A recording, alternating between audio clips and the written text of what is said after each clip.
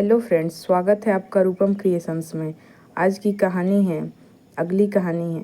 रात के करीब 2 बजे का समय था। पूरे मोहल्ले में सन्नाटा पसरा हुआ था, लेकिन एक घर के बाहर लोगों की भीड़ लगी थी। घर के आंगन में सफ़ेद चादर से ढकी एक अर्थी रखी थी। चारों तरफ सिसकियों की आवाज़ गूंज रही थी। हर किसी की आंखें नम थी। कोई कह रहा था, इतनी अच्छी बहू थी, भगवान ने इतनी जल्दी क्यों बुला लिया। कोई बच्चों को चुप करा रहा था। तभी भीड़ को चीरता हुआ लगभग 30 साल का आदित्य लड़खड़ाते कदमों से आगे बढ़ा। उसके चेहरे पर ऐसा दर्द था जिसे शब्दों में बयान नहीं किया जा सकता था। उसकी आंखें लाल थी, सांसें तेज चल रही थी और हाथ बुरी तरह कांप रहे थे। जैसे ही वह अर्थी के पास पहुंचा, उसने कांपते हाथों से सफ़ेद चादर हटाई। सामने उसकी पत्नी नैना का शांत चेहरा था। ऐसा लग रहा था जैसे वह गहरी नींद में सो रही हो। आदित्य की चीख निकल गई। वह जोर जोर से रोते हुए बोला, नैना उठो, देखो मैं आ गया हूँ। तुमने तो कहा था मुझे कभी अकेला नहीं छोड़ोगी, फिर आज क्यों चली गई। वहाँ मौजूद हर व्यक्ति की आंखों से आंसू बहने लगे। आदित्य ने नैना का हाथ पकड़ लिया, लेकिन वह बर्फ की तरह ठंडा था। उसे अपनी हर गलती याद आने लगी। सुबह की वह कड़वी बहस, गुस्से में बोले गए जहरीले शब्द, नैना का रोना, सब कुछ उसकी आंखों के सामने घूमने लगा। वह बार बार अपने सिर पर हाथ मारकर कह रहा था, भगवान मेरी जान ले लो, लेकिन मेरी नैना को वापस कर दो। तभी अचानक उसे बहुत साफ आवाज़ सुनाई दी, आदित्य तुम रो क्यों रहे हो। उसने चौंक कर इधर उधर देखा। वहाँ कोई नहीं था। फिर वही आवाज़ आई, क्या हुआ, मुझे ऐसे क्यों देख रहे हो। आदित्य के शरीर में सिहरन दौड़ गई। उसने फिर से नैना की ओर देखा। उसका दिल इतनी तेज धड़क रहा था जैसे अभी बाहर निकल आएगा। अचानक उसने जोर से आंखें खोल दी। वह अपने बिस्तर पर था। पूरा शरीर पसीने से भीगा हुआ था। सांसें तेज चल रही थी। उसने घड़ी देखी। रात के ठीक 2 बजे थे। कमरे में हल्की पीली रोशनी आ रही थी। उसने बिना कुछ सोचे बगल में सो रही नैना को कसकर गले लगा लिया, लेकिन अगले ही पल नैना ने उसे झटक दिया और गुस्से में बोली, मुझे हाथ मत लगाइए। आदित्य कुछ पल के लिए बिल्कुल चुप रह गया। उसे याद आया कि सिर्फ 2 घंटे पहले दोनों के बीच बहुत बड़ा झगड़ा हुआ था। गुस्से में उसने नैना से कह दिया था, अगर इतनी परेशानी है तो अपने मायके चली जाओ, मुझे तुम्हारी ज़रूरत नहीं। यह शब्द अब उसके सीने में तीर की तरह चुभ रहे थे। उसने कांपती आवाज़ में कहा, नैना मुझे माफ़ कर दो, मैंने बहुत बड़ी गलती कर दी। लेकिन नैना की आंखों में दर्द था। उसने धीमी आवाज़ में कहा, कुछ शब्द ऐसे होते हैं जो माफ़ तो हो जाते हैं, लेकिन कभी भूलते नहीं। सुबह की पहली किरण कमरे में पहुंची तो आदित्य की आंख खुली, लेकिन रात का वह सपना अभी उसके दिल पर भारी था। उसने करवट लेकर देखा तो नैना उसकी पीठ तरफ किए चुपचाप लेटी हुई थी। वह समझ गया कि उसकी नाराज़गी अभी ख़त्म नहीं हुई है। आदित्य धीरे से उठा, रसोई में गया और पहली बार अपनी पत्नी के लिए अपने हाथों से चाय बनाई। कांपते हाथों से वह कप लेकर उसके पास पहुंचा और धीमी आवाज़ में बोला, नैना अगर हो सके तो मुझे माफ़ कर दो। नैना ने उसकी तरफ देखे बिना, कुछ बातें सिर्फ माफ़ी मांग लेने से ख़त्म नहीं होती। आपने मेरे दिल को दुखाया है। आदित्य के पास कोई जवाब नहीं था। उसने चुपचाप कप वहीं रखा और बाहर आ गया। नाश्ते की मेज पर भी दोनों के बीच सन्नाटा पसरा रहा। आदित्य कई बार बात शुरू करना चाहता था, लेकिन हर बार नैना का उदास चेहरा देखकर उसकी हिम्मत टूट जाती। ऑफिस जाते समय उसने एक बार फिर कहा, शाम को जल्दी आऊँगा, हमें बात करनी चाहिए। नैना ने कोई जवाब नहीं दिया। पूरे दिन ऑफिस में उसका मन बिल्कुल नहीं लगा। कंप्यूटर स्क्रीन के सामने बैठा वह बार बार उसी सपने के बारे में सोचता रहा। उसे लग रहा था जैसे भगवान ने उसे समय रहते चेतावनी दी हो कि अगर उसने अपने रिश्ते की कदर नहीं की तो एक दिन सच में सब कुछ खो देगा। शाम होते ही वह जल्दी घर के लिए निकल पड़ा। रास्ते में उसने एक छोटा सा गुलदस्ता खरीदा और सोचा कि शायद इससे नैना का गुस्सा थोड़ा कम हो जाए। घर पहुंचते ही वह सीधा उसके कमरे में गया और मुस्कुराने की कोशिश करते हुए बोला, ये तुम्हारे लिए। नैना ने फूलों की तरफ देखा और शांत आवाज़ में कहा, फूल मुरझा जाते हैं आदित्य, लेकिन शब्दों के घाव इतनी जल्दी नहीं भरते। आदित्य ने सिर झुका लिया। तभी दरवाजे की घंटी बजी। पड़ोस की एक बुजुर्ग अम्मा घबराई हुई खड़ी थी। उन्होंने रोते हुए बताया कि उनके पति को अचानक सीने में तेज दर्द उठा है। और उन्हें तुरंत अस्पताल ले जाना है। आदित्य बिना एक पल गंवाए उन्हें अपनी गाड़ी से अस्पताल लेकर भागा।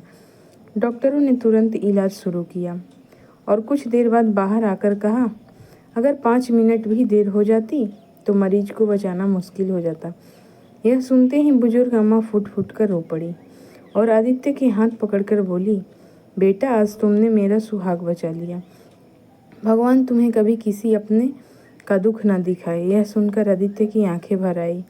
उसे फिर वही सपना याद आ गया जिसमें वह नैना की अर्थी के सामने रो रहा था। उसके शरीर में सिहरन दौड़ गई। उसने मन ही मन भगवान का शुक्रिया अदा किया कि वह सपना सिर्फ सपना था। अस्पताल से लौटते समय उसने तय कर लिया कि अब वह अपनी पत्नी को कभी भी अपने शब्दों से चोट नहीं पहुंचाएगा।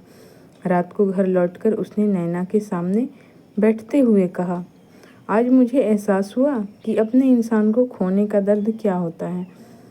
मैं वादा करता हूँ कि अब कभी गुस्से में ऐसे शब्द नहीं बोलूँगा जिनका पछतावा सारी जिंदगी रहे। नैना की आंखों में आंसू आ गए, लेकिन उसने खुद को संभालते हुए कहा, मैं आपकी बातें नहीं, आपका बदला हुआ व्यवहार देखना चाहती हूँ। विश्वास टूटने में एक पल लगता है, लेकिन उसे वापस बनने में बहुत समय लगता है। आदित्य ने बिना कुछ कहे सिर हिला दिया। उसे पता था कि अब उसे हर दिन अपने कर्मों से यह साबित करना होगा कि वह सचमुच बदल चुका है। लेकिन उसे बिल्कुल भी अंदाजा नहीं था कि अगली सुबह उनकी ज़िंदगी में एक ऐसा तूफान आने वाला है जो उनके रिश्ते की सबसे कठिन परीक्षा लेने वाला था। अगली सुबह आदित्य की आंख जल्दी खुल गई। उसने मन ही मन फैसला कर लिया था कि अब वह अपने रिश्ते को पहले जैसा नहीं रहने देगा। वह रसोई में गया, नैना के लिए नाश्ता बनाया और बिना कुछ कहे उसके सामने रख दिया। नैना ने पहली बार उसकी तरफ गौर से देखा। आदित्य की आंखों में अब गुस्सा नहीं बल्कि पछतावा साफ दिखाई दे रहा था। वह बोला, मुझे पता है कि मैं एक दिन में आपका भरोसा वापस नहीं जीत सकता, लेकिन मैं कोशिश कभी नहीं छोड़ूंगा। नैना ने कोई जवाब नहीं दिया, लेकिन इस बार उसने नाश्ता बिना मना किए खा लिया। आदित्य के लिए यह बहुत बड़ी बात थी। कुछ दिन धीरे धीरे बीतने लगे। आदित्य पहले से बिल्कुल बदल चुका था। वह समय पर घर आने लगा, घर के कामों में हाथ बटाने लगा और हर छोटी बड़ी बात में नैना की राय लेने लगा। एक दिन ऑफिस में अचानक उसे प्रमोशन की खबर मिली। उसके साथी जश्न मनाने की बात करने लगे, लेकिन आदित्य सबसे पहले मिठाई लेकर घर पहुंचा। उसने मुस्कुराते हुए कहा, यह हमारी मेहनत का फल है, सिर्फ मेरा नहीं। अगर तुमने हर मुश्किल में मेरा साथ नहीं दिया होता तो मैं आज यहाँ तक कभी नहीं पहुँच पाता। यह सुनकर नैना की आंखें भर आई। उसे पहली बार लगा कि आदित्य सच में बदल चुका है। तभी उसी शाम आदित्य की माँ ने एक बात कह दी जिससे घर का माहौल फिर बिगड़ गया। उन्होंने गुस्से में नैना पर एक ऐसी गलती का आरोप लगा दिया जो उसने की ही नहीं थी। पहले वाला आदित्य बिना सच जाने अपनी माँ की बात मान लेता, लेकिन इस बार उसने शांत स्वर में कहा, माँ, किसी पर इल्ज़ाम लगाने से पहले सच जान लेना चाहिए। मुझे पूरा विश्वास है कि नैना ऐसा कभी नहीं कर सकती। यह सुनकर नैना हैरान रह गई। कुछ देर बाद सच्चाई सामने आ गई और पता चला कि गलती किसी और की थी। आदित्य की माँ को अपनी भूल का एहसास हुआ।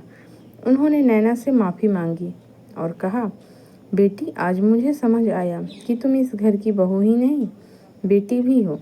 नैना ने तुरंत उनके पैर छू लिए और बोली, माँ जी, परिवार में माफ़ी से बड़ा कोई रिश्ता नहीं होता। उस रात छत पर खड़े होकर आदित्य ने आसमान की तरफ देखा। उसे फिर वही डरावना सपना याद आया जिसने उसकी ज़िंदगी बदल दी थी। उसने नैना का हाथ पकड़कर कहा, अगर उस रात वह सपना नहीं आता तो शायद मैं आज भी अपनी गलतियों को सही समझ रहा होता। नैना मुस्कुराई और बोली, कभी कभी भगवान हमें सज़ा नहीं, चेतावनी देते हैं ताकि हम समय रहते बदल जाएं। आदित्य की आंखों में आंसू आ गए। उसने कहा, आज मैं वादा करता हूँ कि गुस्सा कभी भी हमारे प्यार से बड़ा नहीं होगा। नैना ने उसका हाथ कसकर पकड़ लिया। दोनों ने महसूस किया कि रिश्ते सब शब्दों से नहीं, सम्मान, विश्वास और समय से मजबूत होते हैं। उस दिन के बाद उनके घर में बहसें भी हुईं, मतभेद भी हुआ, लेकिन किसी ने कभी ऐसे शब्द नहीं कहे जिनका पछतावा उम्र भर रहे। आदित्य को हर बार गुस्सा आता तो उसे वही सपना याद आ जाता और वह खुद को रोक लेता। धीरे धीरे उनका घर फिर से हंसी से भर गया। कुछ महीनों बाद जब उनके घर एक नन्ही सी बेटी ने जन्म लिया तो आदित्य ने उसे गोद में लेकर कहा, मैं तुम्हें यही सिखाऊंगा कि रिश्तों की सबसे बड़ी ताकत प्यार और सम्मान है। नैना मुस्कुराते हुए उसे देखती रही। उस रात का सपना कभी सच नहीं हुआ, लेकिन उसने एक टूटते हुए रिश्ते को हमेशा के लिए बचा लिया। सीख, गुस्से में बोले गए शब्द वर्षों का प्यार भी तोड़ सकते हैं। इसलिए बोलने से पहले एक बार ज़रूर सोचें, क्योंकि माफ़ी मिल सकती है, लेकिन हर घाव पूरी तरह नहीं भरता। अगर आपको लगता है कि रिश्तों में प्यार से बड़ा कोई चीज़ नहीं होती, तो कमेंट में रिश्ता ज़रूर लिखें और बताइए कि यह कहानी आपको कैसी लगी। अगर कहानी अच्छी लगी हो तो चैनल को सब्सक्राइब करना ना भूलें।